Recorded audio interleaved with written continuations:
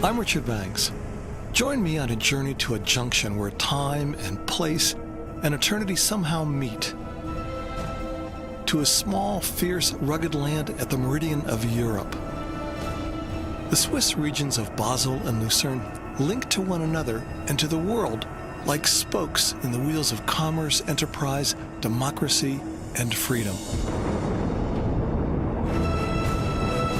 Here is a landscape that could only have been created by Earth's forces at their most energetic. The entire welt of mountains that defines the Alps are byproducts of the colliding of tectonic plates, spewing granites and dolerites into the sky, authoring a wild confusion of raw geology. Here is a landscape that fashioned the soul of a people and spurred them to heights as vertiginous as the Alps themselves.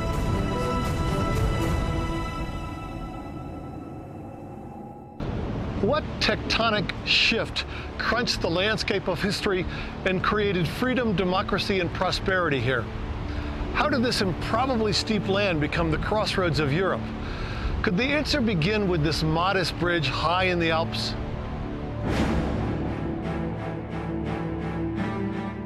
In the 1200s, a group of far-seeing villagers hung a wooden bridge across the cracked floor of their land, the Schoellenen Gorge near the Gotthard Pass.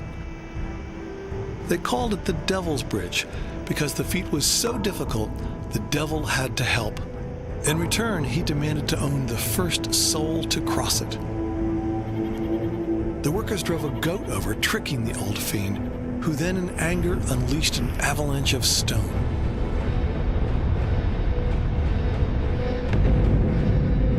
That goat marked the beginning of a new era.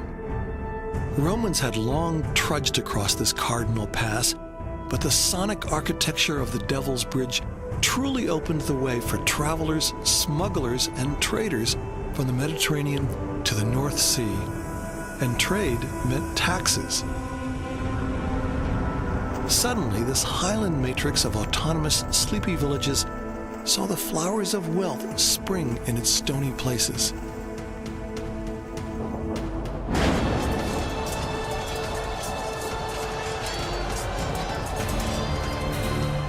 What followed was the building of a bridge of faith, spanning to a place they could not see, democracy and nationhood. This is the story of a people both profiting from and defending their strategic location. A story of war and peace and freedom cropping from the collision of the two. It's the narrative of Switzerland in general, and central Switzerland in particular. My quest takes me to the Lucerne and Basel regions of Switzerland. Switzerland is the most mountainous country in Europe, an icy ring of teeth that bites off Italy from the rest of the continent. So how did this daunting and deadly barrier become the handshake to the opposite seas of Europe? The great link for goods, ideas, medicines, and people.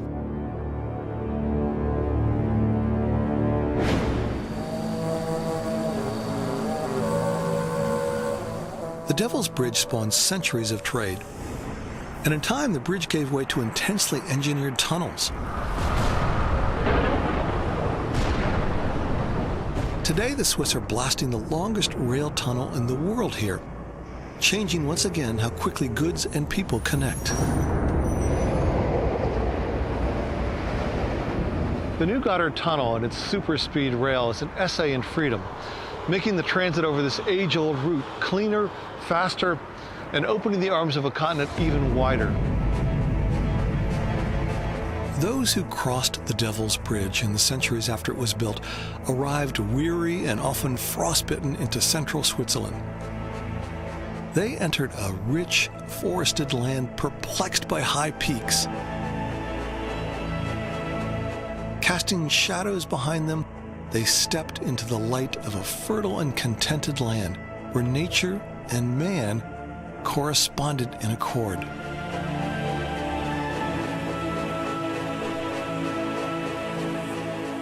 Arriving in the streets of the town of Schwyz, in the canton of the same name, these travelers might well have heard dissent murmured under the shadow of the Alps.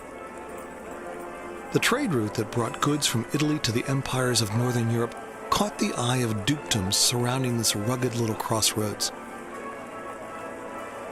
Villagers in the region were already plotting independence from the Habsburg dynasty, their overlords from the north, planning the foundation of an ideal that would become one of the world's longest-running and most direct democracies.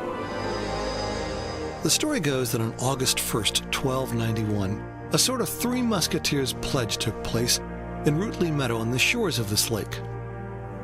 Peasants from the adjoining cantons of Schwyz, Uri, and Unterwalden affirmed the everlasting league, swearing never again to be ruled by a foreign power, crafting the Swiss equivalent of America's Declaration of Independence.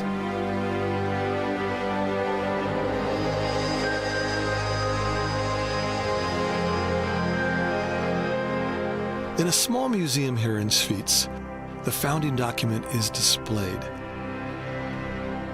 A few words on a scrap of paper. But what words? The cantons pledged to aid and defend each other with their lives against every enemy to attack them singly or collectively. This is the Swiss Charter of Confederation of the year 1291. It is the most important historical document of Switzerland. Now it looks like it would have been 3 seals, but one is missing. Yes, the Schwyz seal is lost. It took guts to toss out the overlords. It took cooperation to keep the neighboring powers at bay. And it took both to create a new nation out of this puzzle of isolated alpine valleys. In the years following the 1291 handshake, Lucerne, Zurich, and Bern joined the Confederacy, among others. United but fiercely independent, these cantons weathered wars, the bloody division of Protestant and Catholic in the Reformation, the invasion of Napoleon, and world wars. Today, any Swiss will say their first allegiance is to the canton, the second to Switzerland. This is also the birthplace of democracy in Switzerland. What conditions conspired to make that possible? You have a special situation here. You have a narrow valley with many small valleys and villages and towns. And it was important to, on one hand, to stick together, but on the other hand, to stay to your own and to combine this. So it was important that everybody had the possibility to say what he wanted and what he didn't want. Mm-hmm. To direct democracy, I guess. Yes. And today, 720 some years later, do you think that the cantons are also continue to be independent, very independent, but also fiercely united as a single nation? Time is changing here as well as everywhere, but still you have many different things in all the cantons. You can see it in public life, in different systems, where every canton still can decide liberally, but you can also see it in the people themselves, in the strong dialects you still find in the different parts, or as well in the mentality itself. But still, you have one country with all the general conditions. My little foray takes me to the village of Einsiedeln and the monastery that made this tidy hamlet a promise for pilgrims for 1,000 years.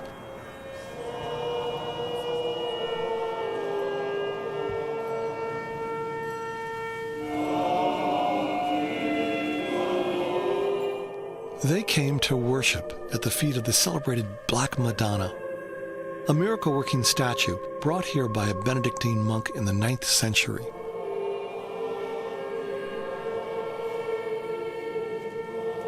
There are so many benefits to being the drawbridge to travelers and traders. The drawbacks are sometimes slighted, such as the temptations to pinch or pirate. Napoleon tried to steal the Madonna when he invaded Switzerland. But like the devil before him, he was fooled. The monks had already moved it to Austria for safekeeping.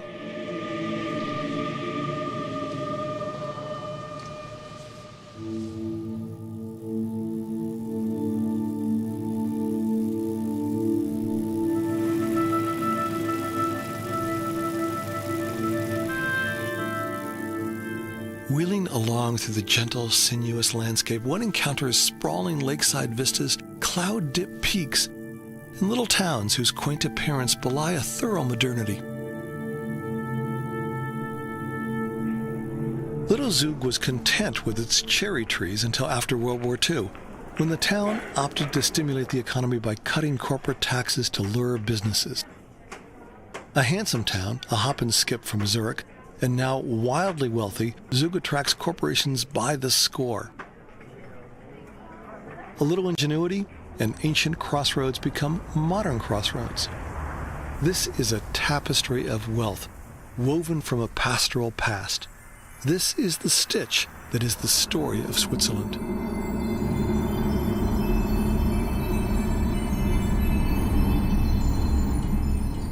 History pops all over this pasture land.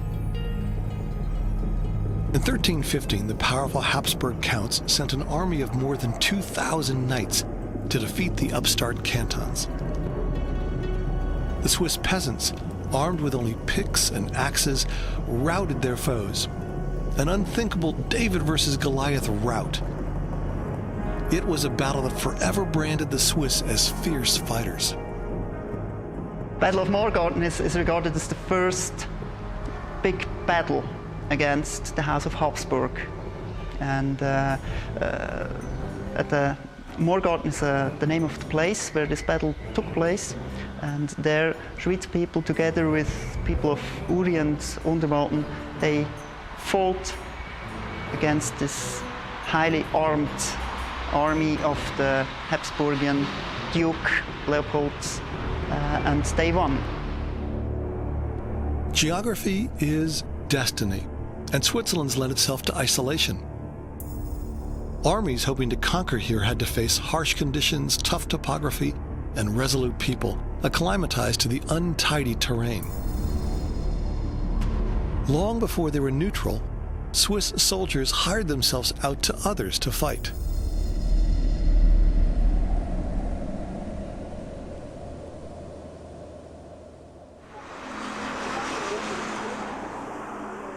For most of us, Swiss Army means two things: the guards that protect the Pope, and red and white multitasking knives, the weapon of choice for the MacGyvers of the world. And how long has this particular design been in effect? This design has not changed since the 12th June in 1897. This here is, by the way, the only production place in the world. So we produce every day 60,000 pocket knives and army knives, and additionally also 60,000 household and professional kitchen knives. So 120,000 knives a day. Hey, that's phenomenal, and it's truly a Swiss product. It's, we can say, a 100 Swiss-made product. I'm about to mess up that average by attempting to assemble one myself. So this goes, hopefully this fits here. Like that? Like that? That would close this, look at that. It's starting to look like a knife. Okay, and this goes back in here. Okay. No, here. Here like this, okay. Oh, I see, okay. So you've got the original design that hasn't changed, but you also have a lot of other designs. We have different other designs because we have knives for many different kind of sports, professions. We give you some samples. We have a knife for golf players, which has a unique design. There is a knife for hikers and alpineers, which has integrated a small display where they can read the altitude, the barometer, the temperature, time. Then a knife for cigar smokers with a cigar cutter.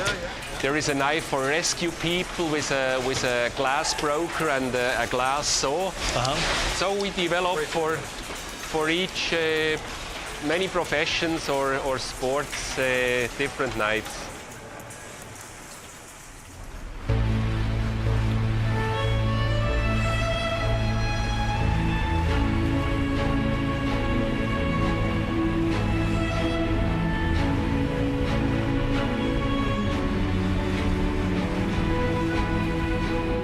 Our travelers of old, en route from Italy north, would at length arrive at the seam of a lake shaped like a starfish, and there board a boat for Lucerne.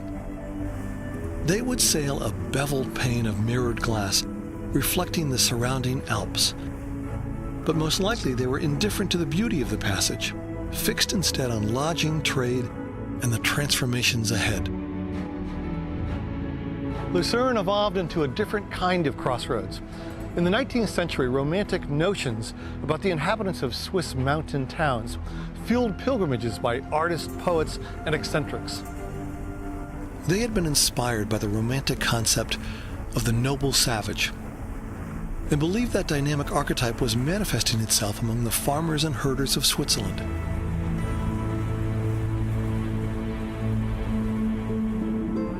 Lucerne, benefiting from Switzerland's steadfast neutrality, escaped bombing in World War II, and so today showcases its tireless veracity of old cobbled streets, medieval guild houses, elaborate fortifications, and Baroque churches and cathedrals.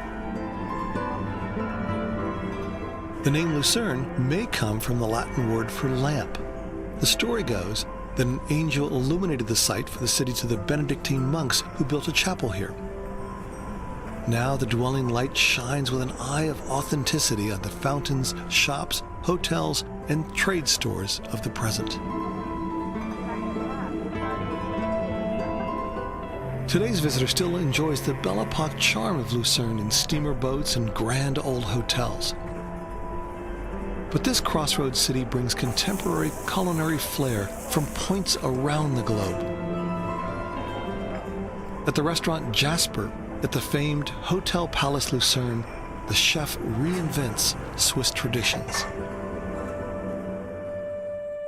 I think for a long time when people think about Swiss food, they think about sort of the mountain traditional food, which is lots of cheese, it's fondue, it's raclette, but this is truly something different. Yes, definitely. We try to also provide Swiss cuisine, but in a more fine way, in a more five-star way, definitely. For example, what Kerstin Rischmeier cooked today, the rösti, that is something that is very well known all over the world, but people always think of a very big and heavy dish, a lot of calories, a lot of fat.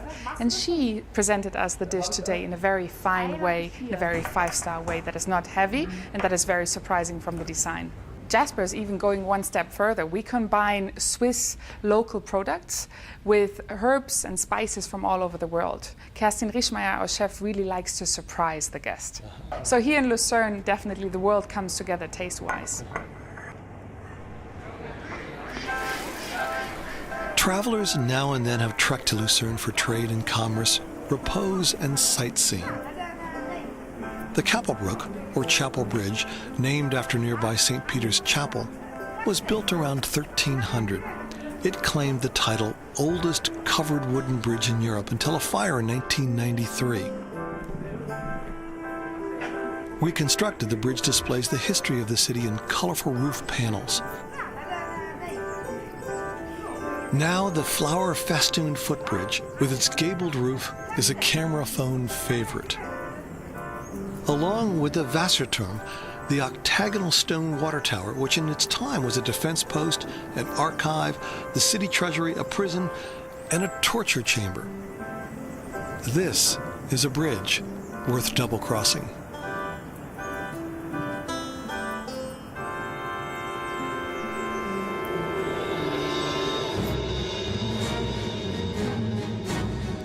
Another celebrated Lucerne landmark testifies to the fierceness and courage of the Swiss army. The Mount Rushmore of Switzerland, this carving of a dying lion, commemorates more than 600 Swiss guards killed in a single day during the French Revolution. The hollow in which the lion rests was rendered in the shape of a pig, some say because the disgruntled artist hadn't been paid properly.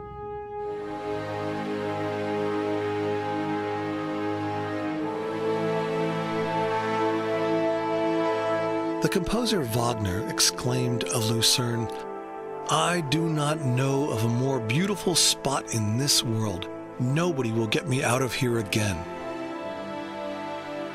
Queen Victoria, when still in mourning for Prince Albert, was persuaded by her doctors to visit.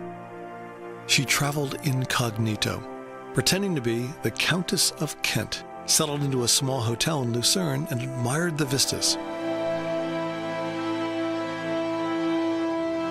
She wrote in her diary, What am I to say of the glorious scenery of Switzerland? The view from this house, which is very high, is most wonderfully beautiful with the lake. I can hardly believe my eyes when I look at it.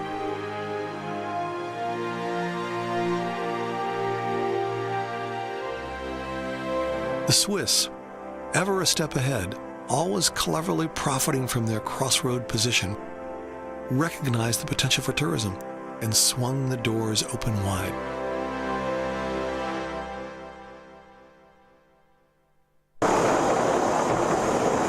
Where once tourism was the privilege of the elite, the rails to the Swiss Alps ushered out the old ideas of rank and inherited aristocracy.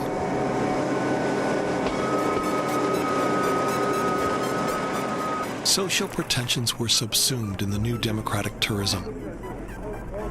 Hotels for every purse sprung up where still waters met the shore. The Swiss began to devise new ways to bring tourists into its mosaic of mountains, and a new age dawned.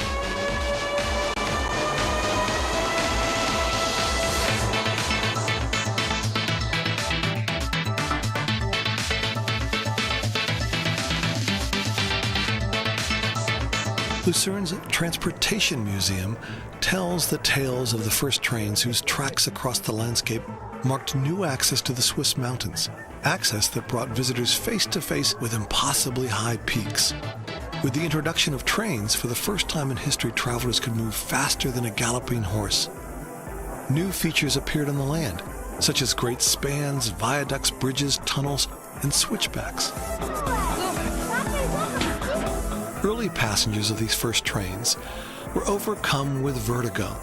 Some even feared the movement could cause brain disorders. The idea of having a lot of nice foreign people, as called as tourists, today was invented by building train systems up to the mountains. Why did they want to come here?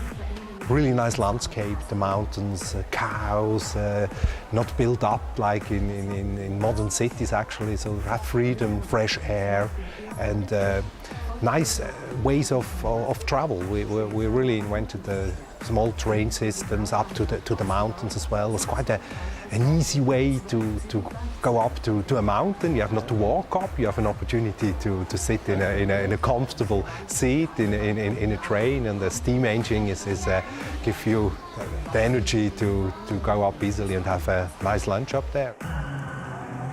It is the most visited museum in Switzerland, the most comprehensive museum of mobility in Europe, a distinction that makes a difference when tackling transportation over, around, and through the Alps.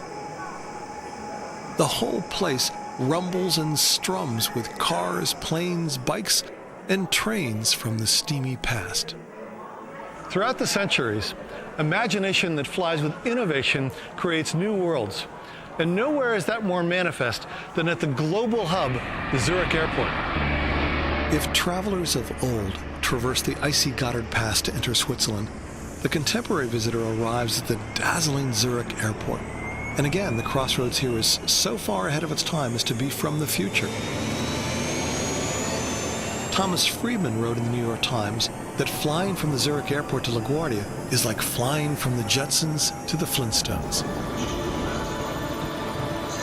The Zurich Airport will become a destination where you are able to stay 24 or 48 hours, where you will be able to have different service providers, hotels, different type of hotels, congress center, health and beauty, education, offices, etc. Everything. The beauty of Switzerland itself is a reason to visit after being here at the airport.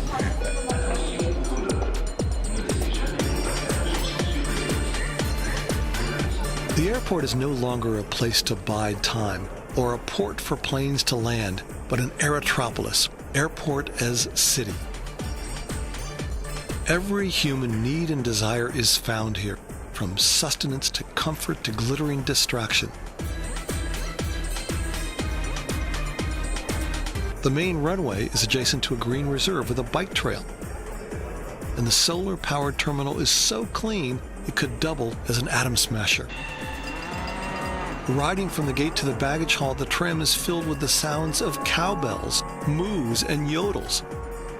The Zurich airport is a crossroads for travelers set to explore the limits of the world.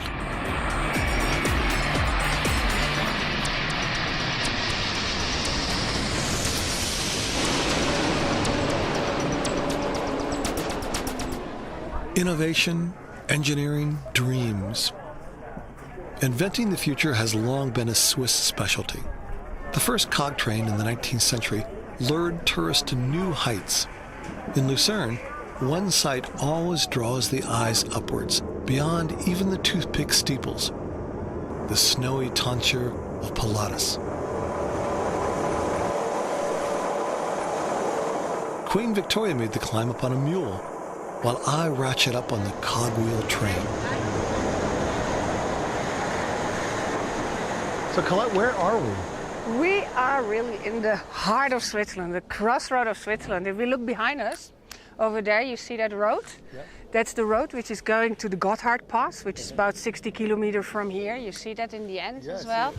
And behind there you come to the Italian part of Switzerland, Ticino, and a bit further is Milano. Wow. If you would look that direction where the clouds unfortunately coming in right now, you're going to the Bernese Oberland, which is more the south side where the Jungfrau region is. If you would look that direction, you would go direction Zurich. Yep. and up north there where the Black Forest is and all that in Germany. And if you would look that direction, so like northwest, it would be direction Basel. So you're really crossroad of Switzerland, crossroad of Europe. Yeah. Every day is Earth Day on Pilatus. Always uplifting, always improving their tourism infrastructure, the Swiss have fashioned eco-friendly lodges in high places. Near the mountaintop, we are embraced in the Hotel Pilatus, a worthy refuge of elegance and hearty Swiss food. Outside, an ibex clatters across the steep slope. These horned beauties were reintroduced in the Alps after hunting wiped them extinct in the 17th century. Male and female wear their horns for life, each year adding notches to the rack, so that their age can be determined, even from afar.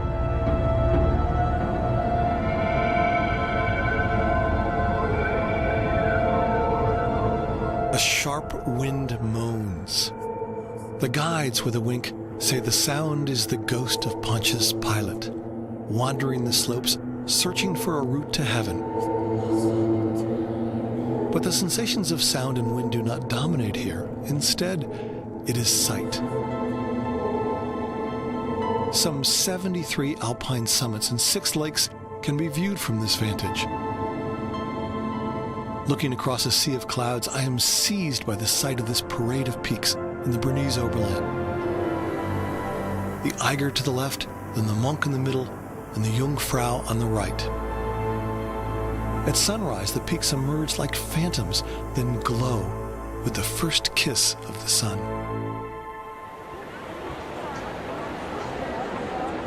Trains transcend the limitations of geography and history and connect communities in a worldwide web. Trains are the virtuosity of movement.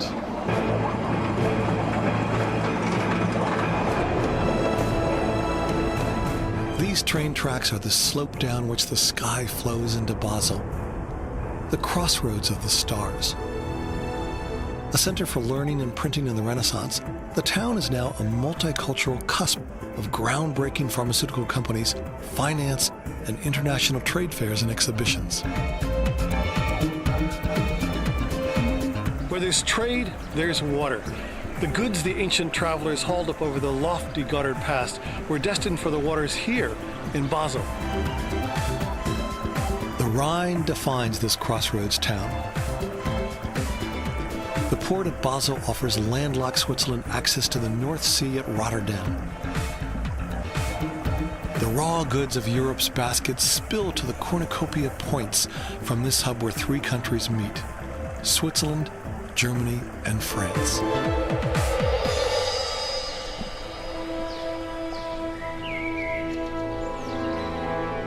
Long before the Renaissance, long before the Devil's Bridge at the Gotthard Pass, the Romans chose a spot along the Rhine to settle.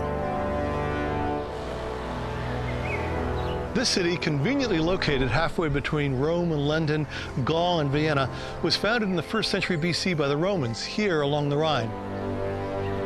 Believed to have been founded by an officer in Julius Caesar's army, Augusta Raurica emerged as a vital trading center.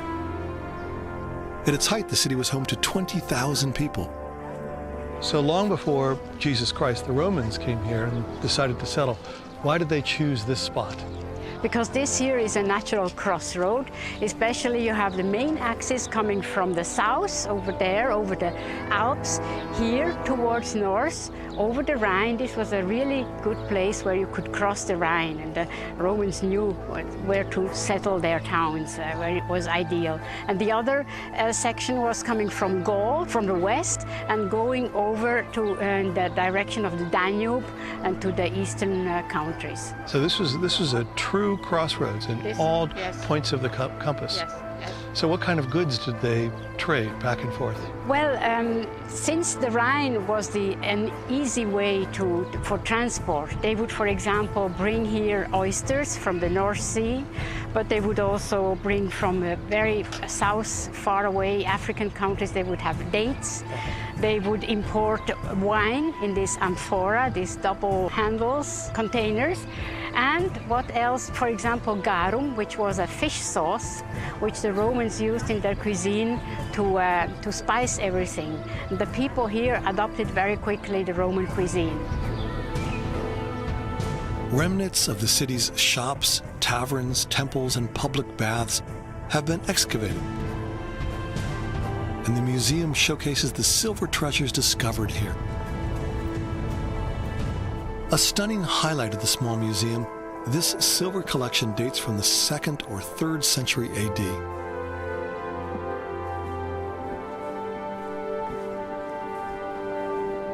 On a stormy day in December 1961, a bulldozer leveling a playing field near a school unearthed muddy metal objects.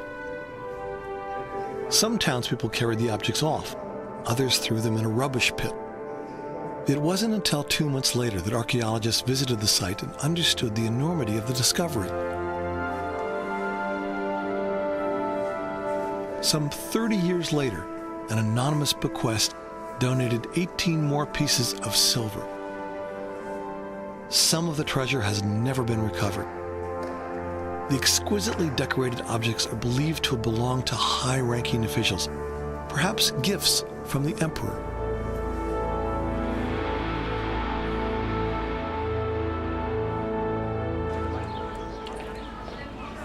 Cultures can't keep secrets when there is an open road and when there is a crossroads. Hued like a sunset, old Basel clings to the south side of the coiling Rhine. Education builds bridges, and Basel's university did so by drawing scholars from all over the world, tapping into layers of accumulated wisdom and inviting new and subversive discourse. Basel became a center for humanism in the Renaissance, and in 1516, the humanist Erasmus boldly published a new edition of the New Testament based on the original Greek text. Martin Luther translated the text into German, igniting the Protestant Reformation.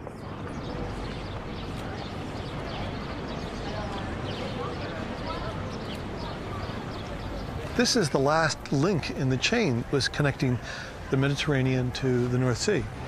Yeah, correct. And the Rhine does build like a knee. So you can see that with this curve of the Rhine, the water slows down, and that was possible to build a bridge over the Rhine. So for all the traffic, north-south, south-north, was very important to build here this bridge. And this is the bridge here? Yeah. That's the very first bridge across the Rhine. 13th century was built, and that was the beginning also of this medieval town Basel, which was one of the most important towns in Europe during this time. So the bend in the river made it possible to become a major trade center. Correct. Yeah, first they stopped with the boats on this side of the river, and then they said, okay, we need to have a bridge. And with the bridge they could ask for taxes, and by these taxis, the whole industry started to build up here by, how to say, textile. They colored textiles, and the whole humanism started, and that was the start of the city was founded. So Basel is a crossroads, not just for Europe and not for the north and southern parts of the continent, but also for your neighbors. Yeah, I think that makes us so unique that all the French friends and the German friends, they come for work, but also for leisure. At the weekends, they come to the city. But it's true, just 100 meters in my back and 200 meters on my left side is Germany and France. But that makes it interesting for them to come to Switzerland. But also for us, when we live here, I can go in the morning to buy food from my house to France, have their breakfast with French croissant, and lunch I have in Germany, and dinner in Switzerland. Where else can you do that? Where else can you do that?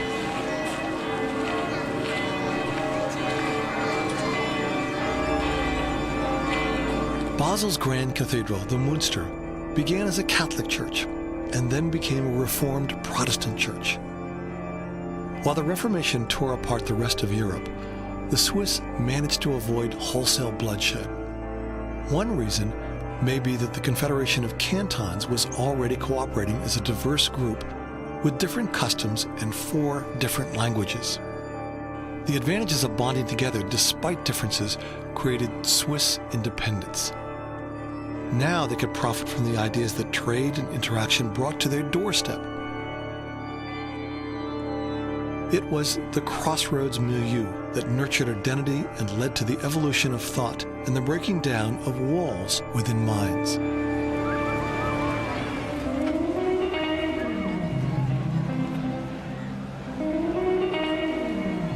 Basel loves its river.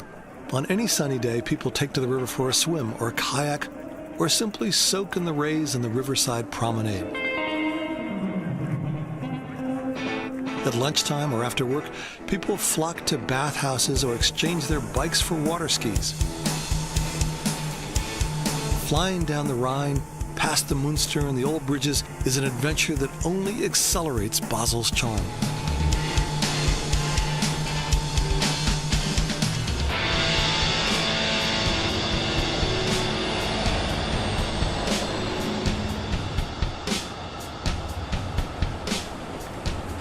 What does a wealthy hub of interchange do with its money?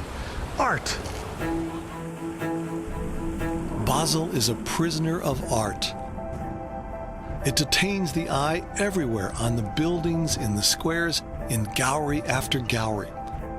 With its spate of international firms and its diverse populace, Basel's open-mindedness and daring expresses a common language in its architecture and art collections.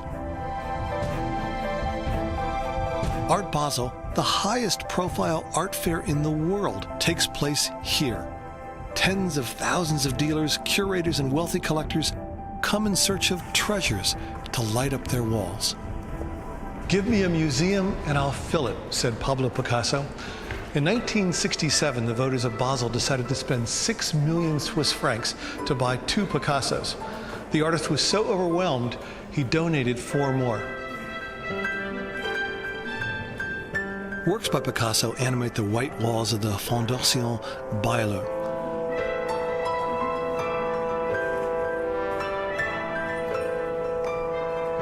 Art is the elimination of the unnecessary, so said Picasso.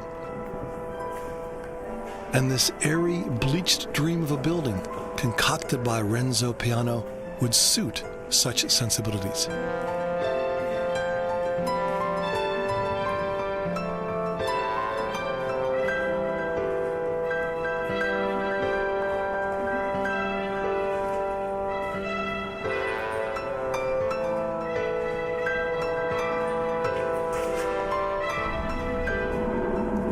Ernest Bayeux, son of a Swiss railway worker, was born in Basel in 1921. He worked in an antiquarian book and print shop and over time transformed it into a gallery. His collection grew and he attracted the attention of Picasso, who allowed him to exhibit or buy any pieces he chose. Another artist to whom Byler devotes a room is the Swiss sculptor and painter Alberto Giacometti. His surreal, elongated figures seem stretched to the breaking point. Set against the white walls, they ache with tension.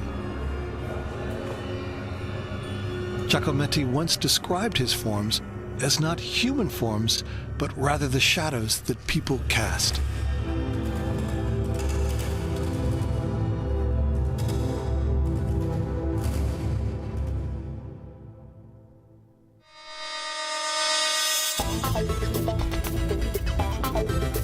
Basel hums and buzzes with high voltage. In addition to banking, Basel is home to a mall of major pharmaceutical companies, a fitting affair for a global nerve center, dispatching cures for the world from the sky diamond buildings along the banks of the Rhine.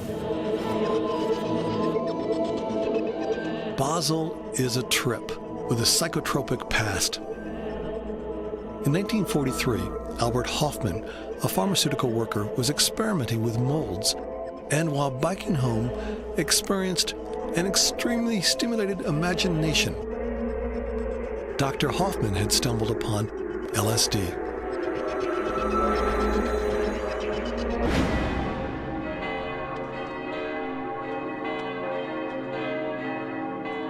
There were 3 periods of prosperity. The first was the foundation of the university in the 15th century with the book printing. The second was the silk ribbon textile manufacturing, and the third now is the chemical industry. The pharmaceuticals. Pharmaceutical grew out of the chemical industry. Prominent scientists, people who really work hard and find out things, like Basel has 7 Nobel winners. 7 Nobel Prize winners? Yes, in this little town. A crossroads town is more often than not a wealthy town. Basel has attracted many international companies to the shores of the wandering Rhine. And the wealth manifests in glittering edifices, both grand and modest, simple and extravagant. The world-renowned architecture firm Herzog and de Meuron hails from Basel. Their work characterized by a love of diverse materials and the concept of architecture as a social sculpture. Architects Frank Gehry, Mario Botta, and Renzo Piano are but a few of the many to leave their bold marks in Basel.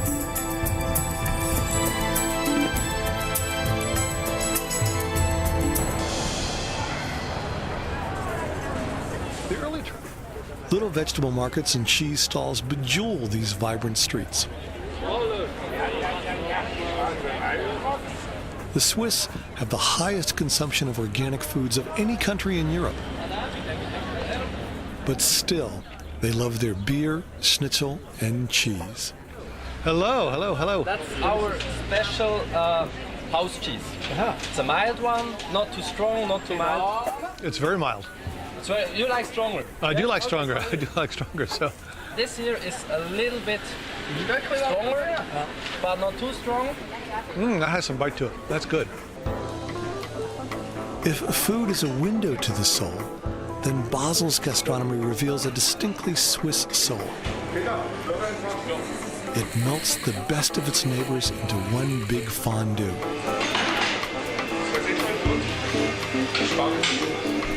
The exquisiteness of Swiss patriotism is that it starts with difference, the cantons, and ends with inclusion, the country.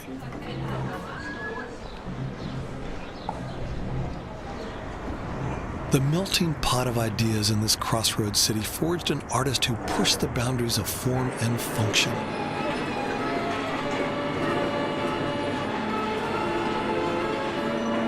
The sculptor Jean Tinguely grew up in Basel. He was obsessed with detail, with precision, timing, and machinations. All very Swiss. But it's precision with a kink. Tanguy enjoyed publicly destroying his art as much as creating it.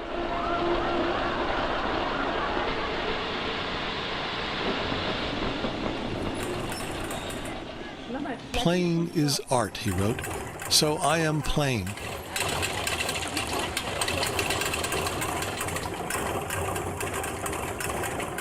The curators at the Tanguy Museum have to stagger playing his sculptures because if all of them were to run at once, the din would be overwhelming.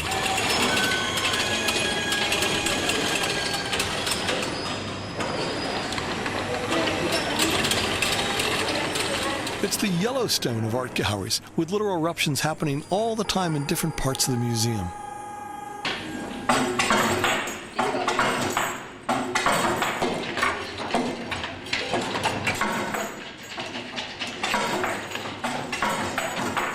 Basel was a center of art, and from the areas surrounding, there's France, there's Germany, there's Switzerland, and a lot of artists come together here, not only since Art Basel exists, but also before, and it was always a city of culture.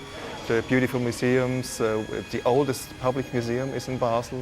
It was a place where it was good to be and to make art and to be noted. When you asked him, are you a mechanic, he said, I'm a poet.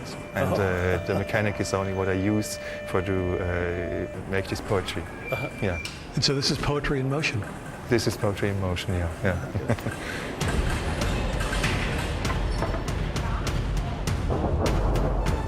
It's contrary to logic that this place would become such a handshake to the world. But both because of and in spite of its barriers, it defied reason and opened up paths to all points of the compass. A gift of geography, perhaps?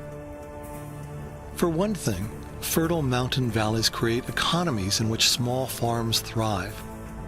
In turn, the trading of crops helps build up financial and educational capital, a key foundation to democracy.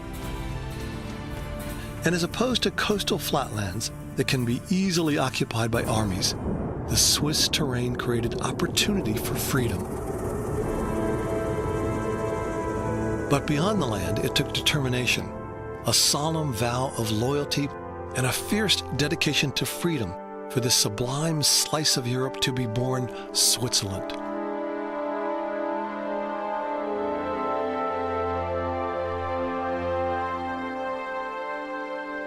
This little stronghold launched itself from a precipitous backwater to the epicenter of trade.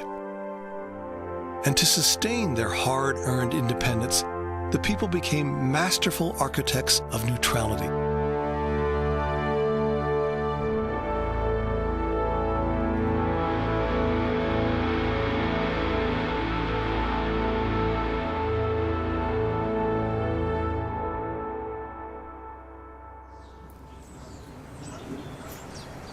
The Swiss developed a worldview through centuries of movement, the results of prophets and pilgrims, saints and spies, traders and thieves, lifting through their Alpine gates. Yet while the Swiss opened wide their doors, they did so with great foresight and care. This paramount nation first and foremost discerned itself, and then it radiated the world.